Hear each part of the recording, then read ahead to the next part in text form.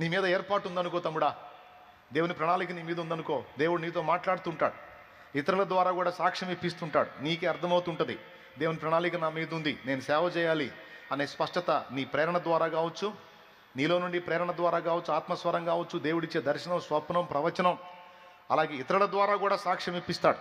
స్త్రీకైనా పురుషుడికైనా అందరికీ చెప్తున్నా, నీ మీద దేవుని సేవా పిలుపు ఏర్పాటు ఉంటే అది నీకు స్పష్టపరుస్తుంటాడు. దేవుడు పదే పదే నీతో మాట్లాడుతుంటాడు, నువ్వు రా, నా పని చేయాలి, నువ్వు రా అని మాట్లాడుతుంటాడు. కొంతమంది సులభంగా లోబడతారు, కొంతమంది లోబడరు, మొరాయిస్తారు. మొరాయించినప్పుడు దేవుడు 1, 2, 3 చూస్తాడు. ఎంతకి వీడు లోబడట్లేదు అన్నప్పుడు యాకోబు తొడ గూటి మీద కోటింగ్ ఇచ్చినట్టు కోటింగ్ పడిద్ది. ఎందుకంటే కోటింగ్ పడకపోతే నువ్వు లొంగవు, నువ్వు లొంగి లైన్లోకి రాకపోతే నీ ద్వారా రక్షింపబడాల్సిన ఆత్మలు నశించిపోతాయి. దేవుని ఏర్పాటు నీ మీద ఉంది, దేవుడు నీకు ఇచ్చిన తలాంతులు ఉన్నాయి, దేవుని ప్రణాళిక నీ మీద ఉంది, నీకు కూడా ఆసక్తి ఉంది. కానీ ఏం చేద్దాం, కొన్ని ఒత్తిళ్లను బట్టి, కొన్ని పరిస్థితులను బట్టి నువ్వు తెగించి అడుగు ముందుకు వేయలేకపోతున్నావు.